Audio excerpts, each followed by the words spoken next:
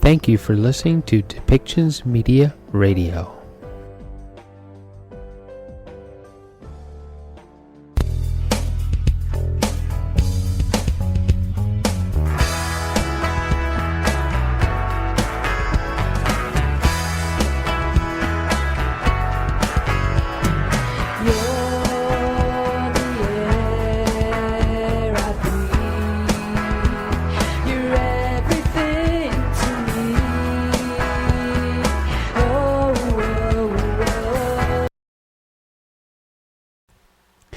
We're back with Tammy Cho from Paths of the Heart, and she's going to give us more advice and answer more questions around being true to ourselves, learning to be who we're supposed to be, and accepting and loving that person, that being that we are.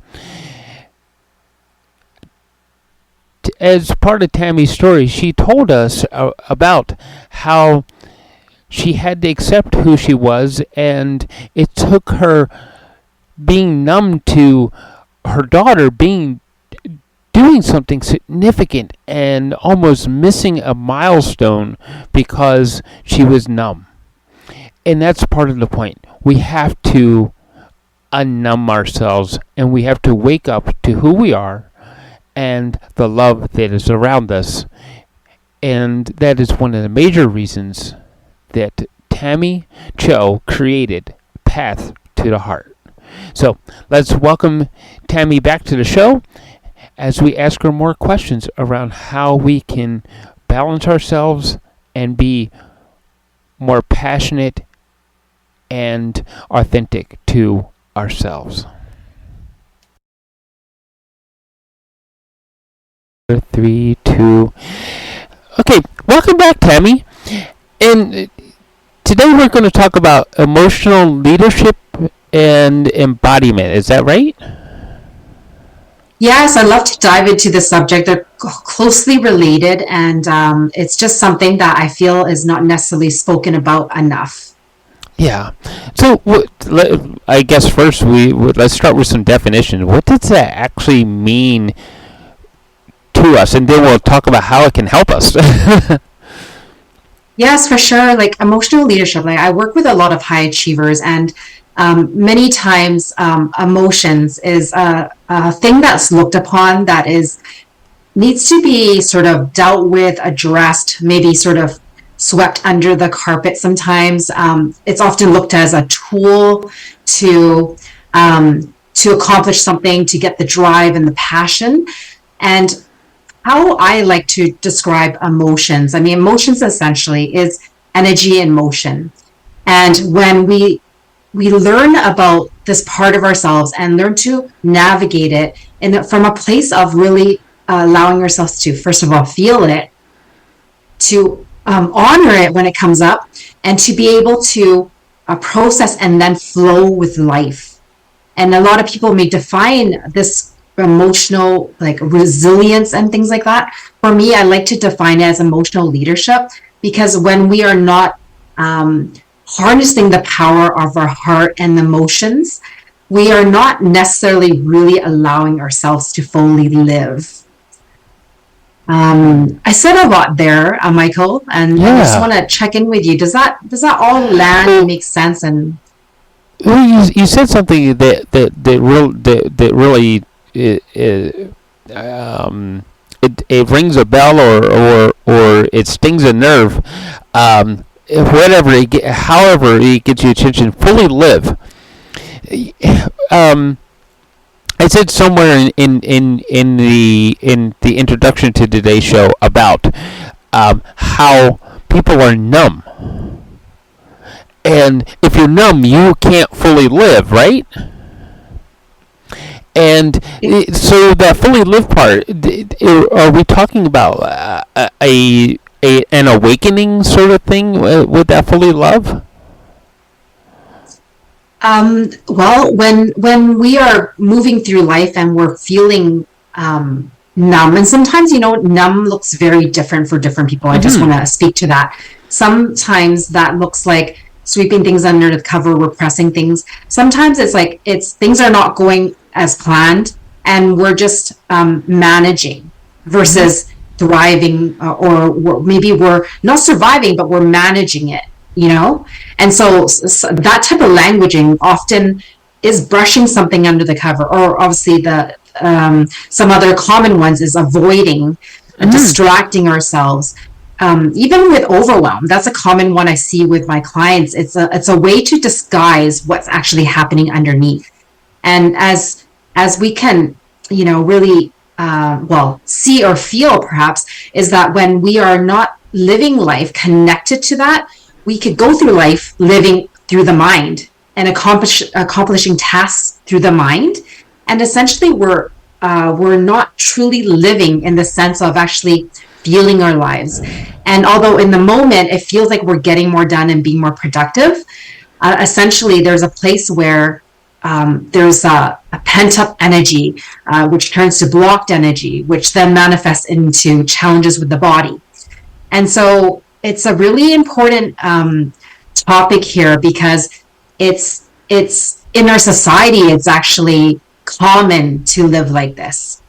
Oh, how's your day? Oh, it's okay. Yeah, I'm just, going with the flow with things, or like I'm just, just handling things as they come. And it sounds like a casual thing.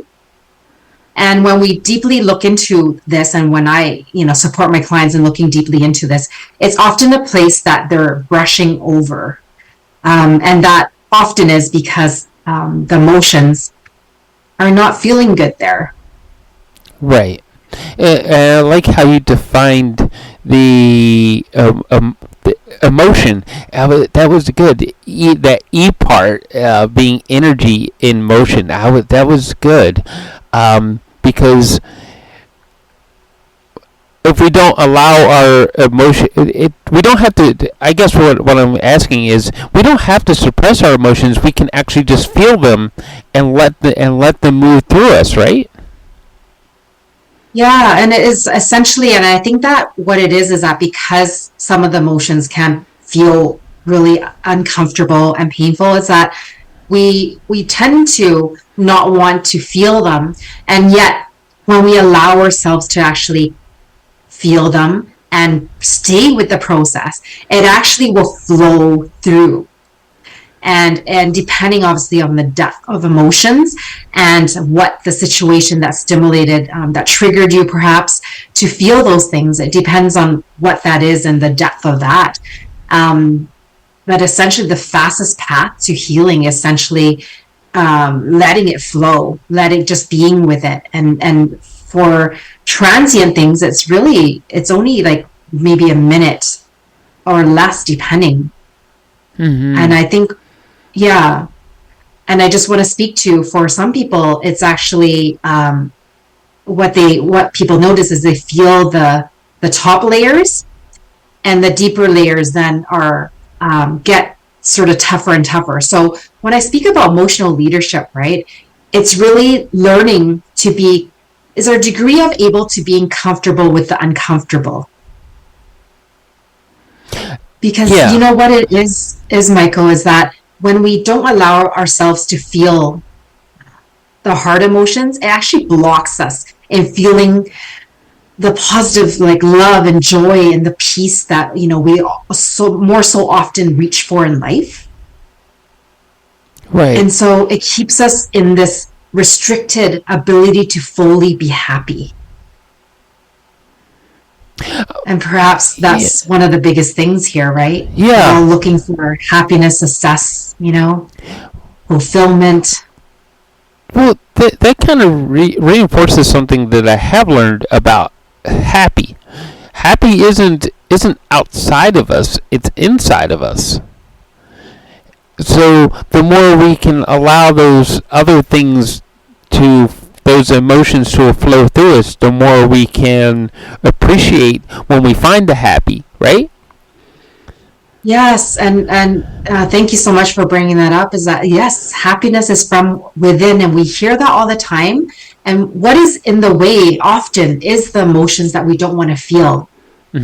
Because definitely on on my journey of healing through trauma and multiple high emotional events, it really was that when I allowed myself to come back to my body, to actually be with and feel the emotions, not make them wrong, not tell myself it doesn't make sense, all these feelings that come up, but to really just hold space for myself, to feel and let go. And when it moves, it's like all this happiness just floods in.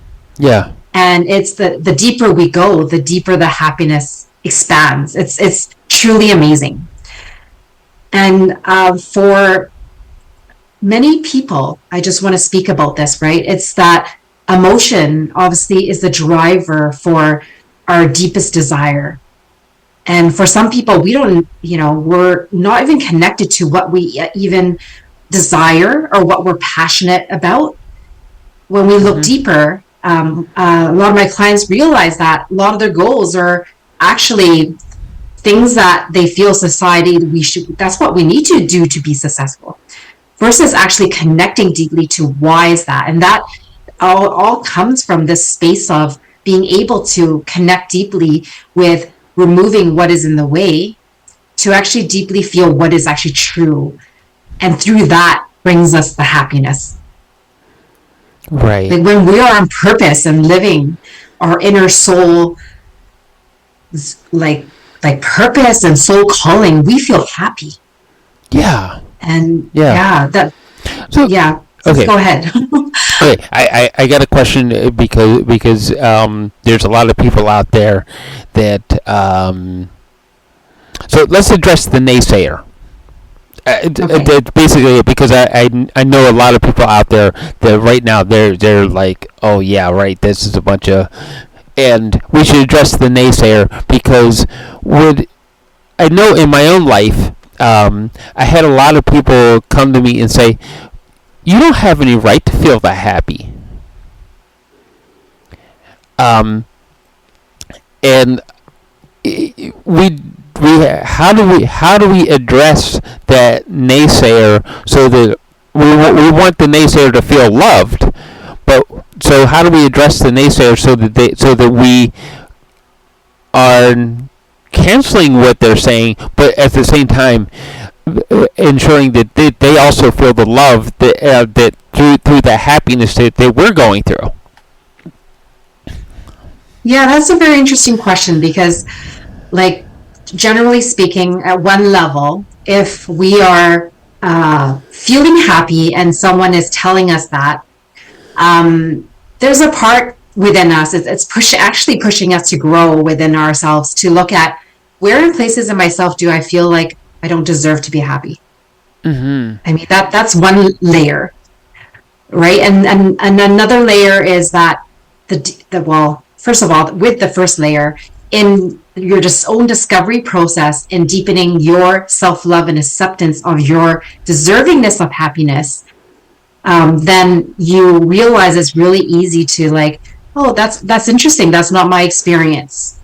It could be as simple as just like, oh, and then that's where it's like you're having that emotional leadership within self to maybe feel so much love in yourself to set whatever boundary that looks like, whether that's just a statement or energy or just smiling and not feeling like you got to say anything. And that space, that's a space of a practice of emotional leadership. And it looks like in the standpoint of setting boundaries. And what you'll notice, Michael, for our viewers out there, is that the more we deepen into self-love and acceptance and really believing that we deserve and we're worth it, and all these wonderful words within ourselves, it's like I no longer attract that in my resonance. Mm-hmm. Like I have people that look at me and say, you're truly happy, Tammy. Like, mm-hmm. And it's like, yeah, I don't know how to explain it. And, like, so as I just used to use naysayers around us. And obviously there's a place where we need to choose what people we associate on a regular basis with, mm-hmm. for sure. And for me, I use all these triggers, as I like to call it, naysayers and things like that, to really use it as a way to propel to look deeper in myself. Because if that's triggering, whereas like, oh, well, do I actually deserve to be happy? Or it's like, oh, well, I don't actually deserve that. Like, what are we saying within ourselves, and what do we choose to believe, for one? And knowing that at a deeper level, there is a, younger part of aspect of self that truly doesn't believe that. Right.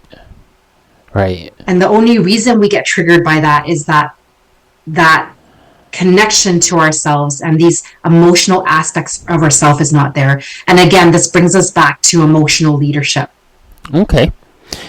Yeah. Yeah. Yeah. That makes sense. Even if that even makes sense. Even if that naysayer is inside of you.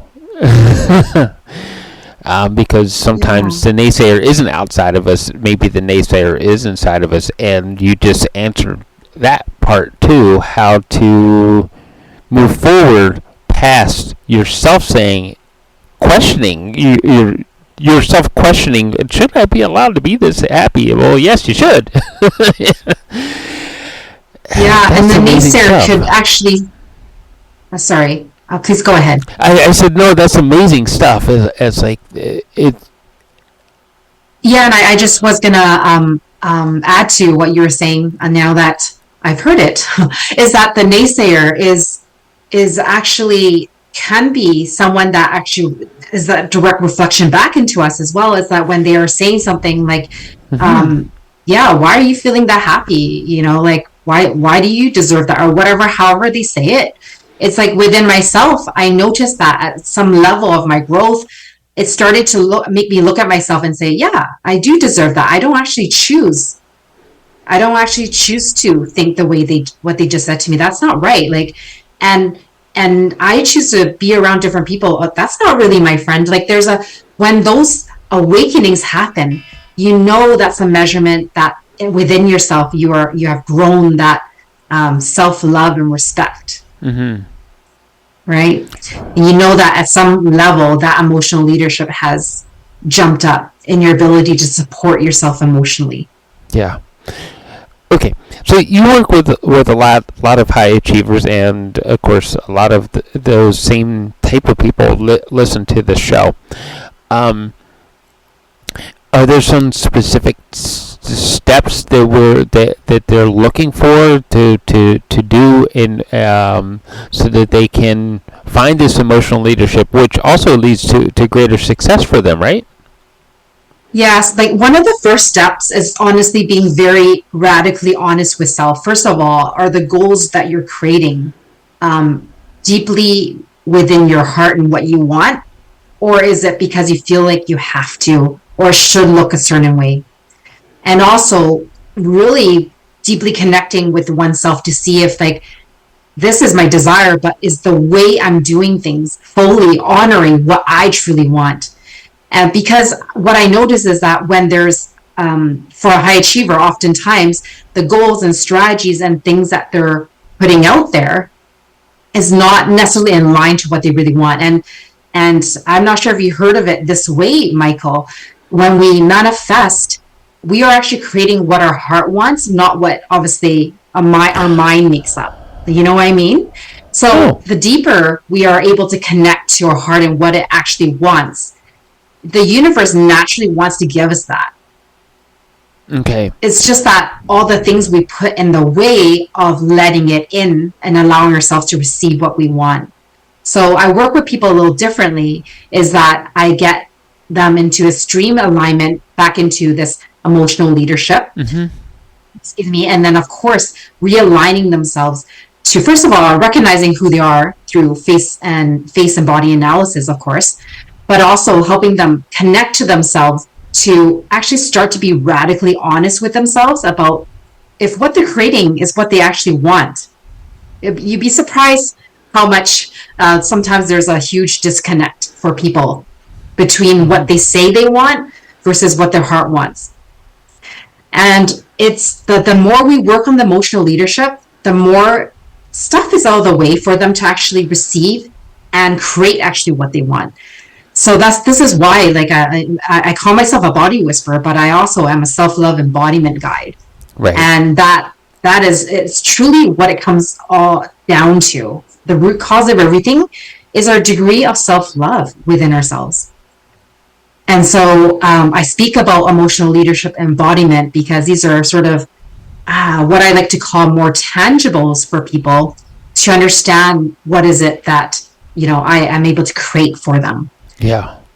Because Okay. as we and I've been talking for a while, so please, Michael. I get passionate about what I want to say, and I keep on going. So Yeah, let's give your voice a break for a second, right? Um, there's a lot of information in there, and for me, what because I have to understand it for me as well as everybody else individually has to understand what you're saying for them too, right? yes, So for me, and I think it's going to hold true for a lot of people, is there's stuff, and then there's the true desires and what the heart truly wants deep inside. So we have to remove and set aside the stuff, and then the heart is allowed to manifest what is really there and ask the universe for what it really wants. yes. I mean, I've went through this like earlier this year, where like I say I want, this bigger money goal. I put it out there, my mind put it out there, and when I look back at everything, I realized that wow, I was receiving everything I actually wanted. Whereas, yes, I was creating the money, but not like the amount I wanted. But it wasn't actually what I wanted, if that makes sense. It was Mm-hmm. like I wanted actually to develop these deeper relationships and to build a solid um, foundation for my business and relationships and referral.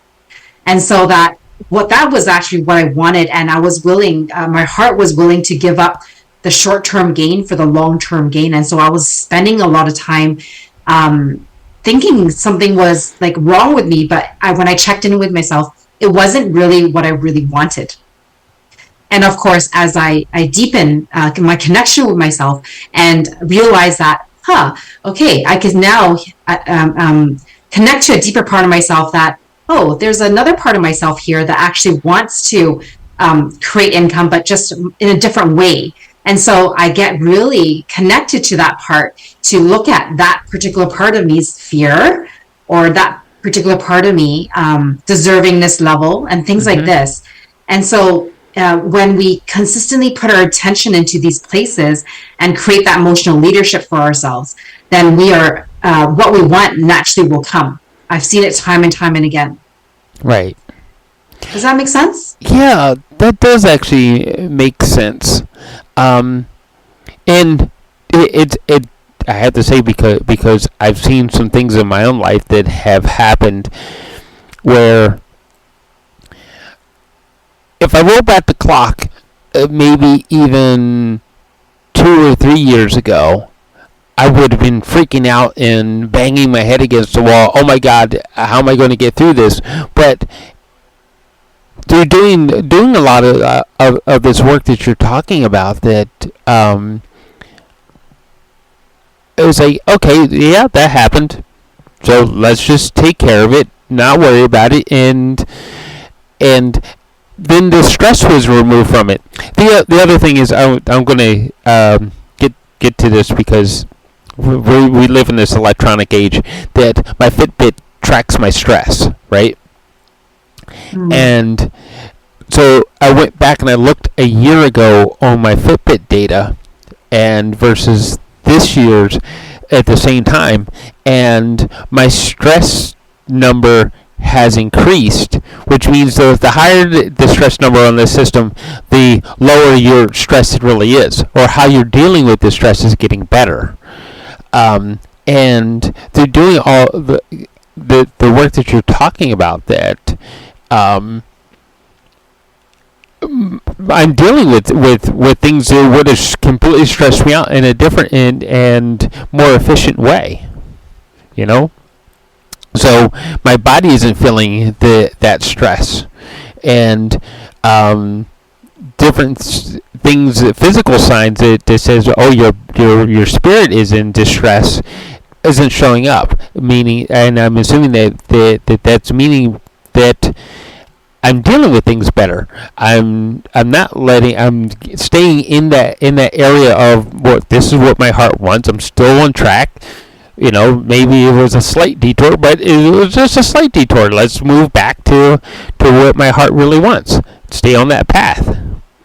And you're using a Fitbit, not the Heart Math Institute devices, correct? Yeah, it's a Fitbit. A Fitbit, you said, right? Yeah. Yeah, and I always invite people, because this is what I notice is that when people are under a certain amount of stress, sometimes we get used to it that we don't even feel stressed with that layer of stress anymore. And so to be really conscious is that we get used to a certain level of stress, and then we have another level. And this was my story and how I burnt out, is that I wasn't connecting to that. I made it like, I felt that it was normal for me because I got so used to that level of stress. And so I had to really unravel these layers in order to actually realize like the part that it was true for me.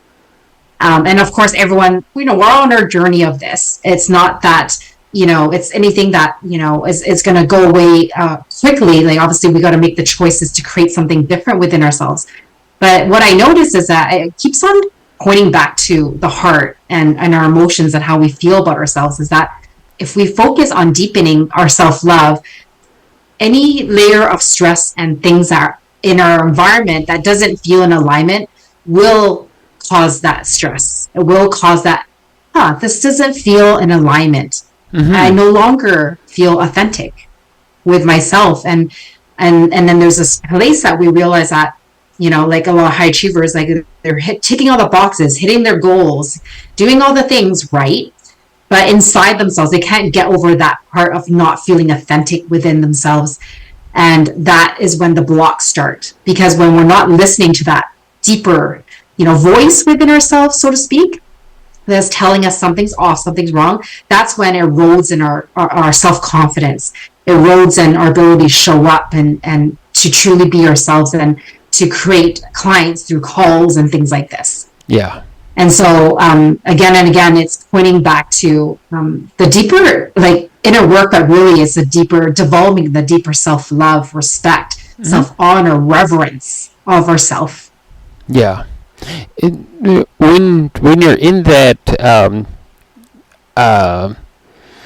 when you're in that place where you truly feel happy with yourself, and you're happy with, and your heart's doing what in receiving what it really wants, it feels very different, right?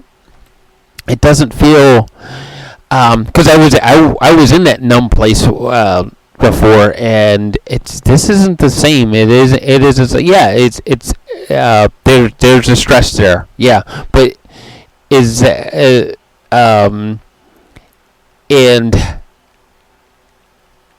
is that sidetrack going to take me away from my ultimate goal? And no, the ultimate goal is still showing up. It's still in that part feels really, really authentic. And like for instance, doing this interview with you is part of me being authentic, because we have such similar messages to the world that, hey, love, happiness, and all that kind of stuff, we all deserve it, and we all can connect to it, and we can do like amazing things through that. We all can be high achievers, right? If we connect to it. And so I'm like, no, Tammy's still showing up, and Tammy would, and trust me, folks, if you're listening to this, it's like Tammy will call you out on, hey, that's not authentic for you, and she will point it out to you, and she will make you see it, and that's one of the really cool things about working with Tammy, is that she doesn't hold back, because she feels so centered in herself and in her happiness and everything because of her work. So I thought I should say that about you, because it's one of the things that I really enjoy and love about you as a friend and working with you. So Well, thank you so much, Michael. I entirely receive that with all my heart, and I'm so grateful that I'm on this journey of that authenticity and deeper love, joy, happiness with you. Yeah. Uh, I I want to say there was a time that I didn't feel like comfortable in so many ways. I had so much love, but I didn't let that fire part of me out to call people out, and I definitely call it out lovingly. But Hmm. it's like, how is it loving if we are allowing someone to run away from who they are? Right. Like, how loving when I know that they are running away from love, joy, the peace that they want, the abundance that they want. And so, yeah, I just I feel really strongly, and I'm grateful when that shift happened in me, and that I love loudly Yeah. because of that. Yeah, and I know that sometimes when we are that busy, successful person, we've created these goals, we've attained them, and that sometimes there's a space that we, it's hard to ask for help or admit weakness, and that's a lot of the things that are in the way for with a lot of people I work with. Asking, being able to ask for help as a high achiever, and being able to admit that, yeah, that yeah, that feels very vulnerable, Tammy. And it's like, and this is why the I do the face and body analysis, but also the embodiment piece. The emotional leadership and embodiment, because there's a space for ourselves that when we are not taking care of the emotions, that's actually showing up. Yes, in long term, it could be health challenges, but in the short term, it's the way we hold our body, the way we walk. And when we are not in alignment with our embodiment and we're moving forward with our goals and all these things we say we want, the way we hold our body is actually reinforcing the old deservingness levels, just to keep things simple. Hmm. It's causing us to stay in a fear response. And so when you're trying to do all these things, and you can, because high achievers are so good at pushing through and doing things anyway, right? Hmm.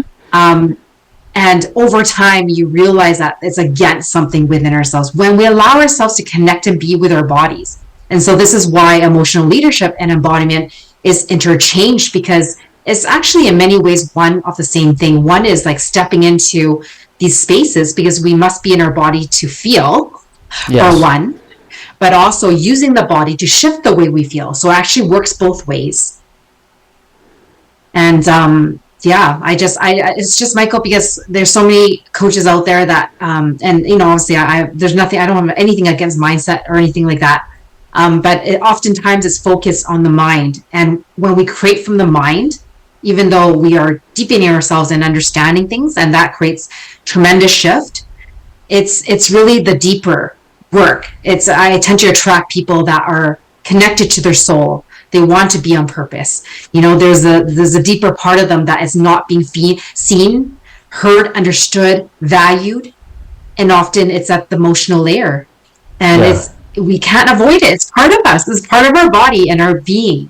Yeah. And so, yeah, so I always, as you know, Michael, bring people again and again back to the heart. And that's why my business is called Pat to the Heart. Yeah.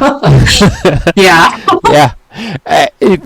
I was gonna say your business has the perfect name. So everything Yes, leads thank you. back to the heart. And you're right. The mindset is one thing, but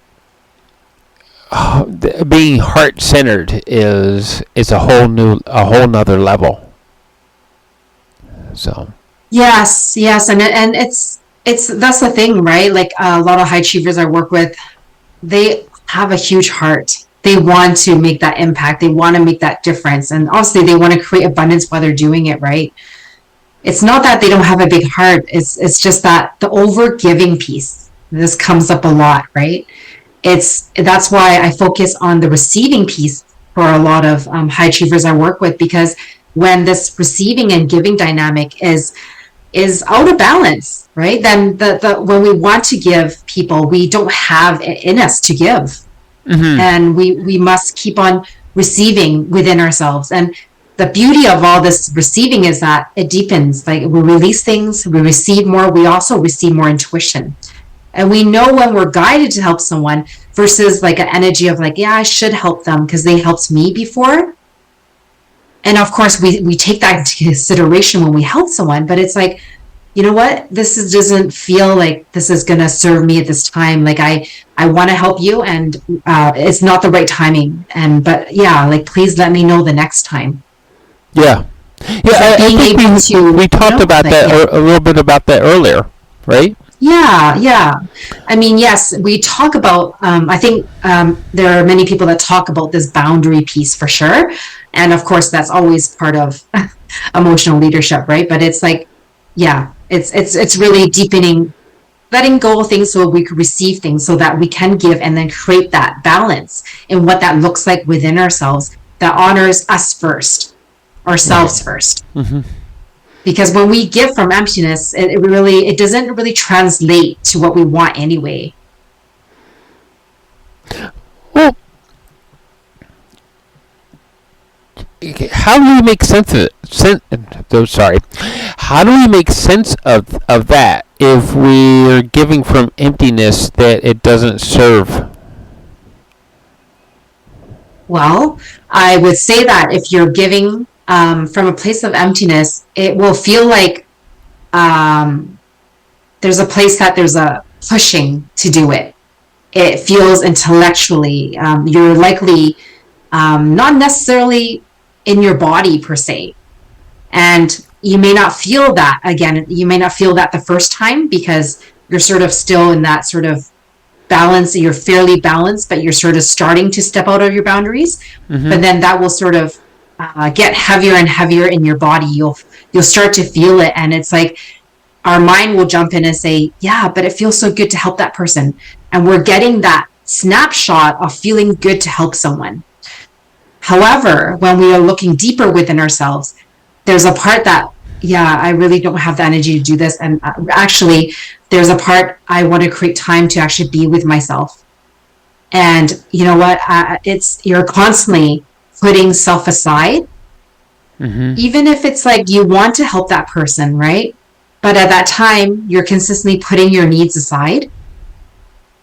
Because if you're not in that place of fullness and alignment within yourself and you keep on giving, that's how we create scattered life, how we create overwhelm, right? And then we start to hide in that layers of overwhelm. But deep down, overwhelm and scattered energy is actually a confidence issue. I see. So it's not that we can't live this way, Michael. It's for those truth seekers that want to go deeper, that want to be able to create with more flow, to actually create without self-sabotaging consistently, or at least being aware when we do and knowing what to do about that, right?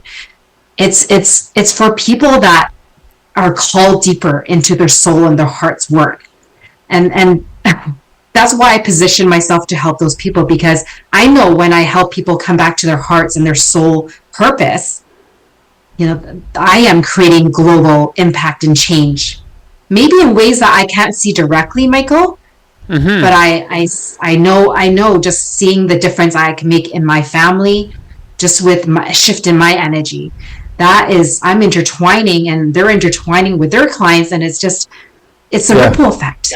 Well, Yeah, I know you know about this because you share people's messages on media, yes, So that's right. I know you know. Yeah, but it does. It starts with, if we want to make global impact, you got to start with that small impact and then make it grow. Yes, yes. It's And starting. and working with you helps make it grow, because someone like you helps us realize that we're staying on purpose and that we're staying authentic within ourselves. Yes, and in alignment, we look for that. All these things we want to create, and all we need to do is come back to alignment to who we are, Mm-hmm. and it's like then it flows. Like, so, it's actually one and of the same thing. It's just way more efficient. Okay. Uh, yeah, I just noticed that's the pattern. People are consistently they're pushing to achieve something that is within ourselves, and we hear it all the time. But it's like, like making it really practical and really taking that to heart, you know? So yeah. Yeah. So Okay. All right. So, that's one thing about these sessions with you is time just flies. It's like we wind up in like we warp time somehow, and then all of a sudden you look and it's like, oh, we're running out of time. So, um, everybody, please go to pathstotheheart.com to work with Tammy. You can find her on Instagram, and everything is going to say "Path to the Heart," right? All your social media, your website, everything says "Path to the Heart." So, um, yeah, majority of it, but yeah, you could just feel free. You could always contact me at Tammy at pathtotheheart.com as well. Very straightforward. I think my Facebook page is it's a little different, but it'll be on the show notes that I'll provide you. You could put it yeah, sort of in the link. And yeah, I offer sort of complimentary deep dive discovery sessions. And so if part of you feels called, please reach out. yes. Okay. Thank you for everything you do, Tammy, and thank you for today. Thank you, Michael. Thank you for sharing my message. All right. So.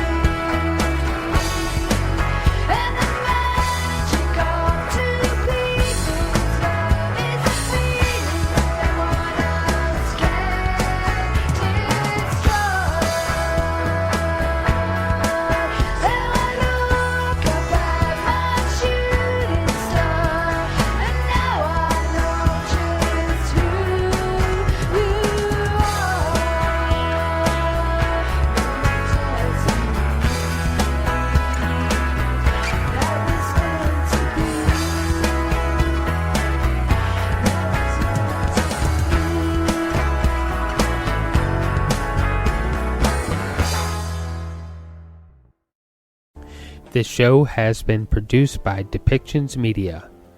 Please contact us at depictions.media for more information.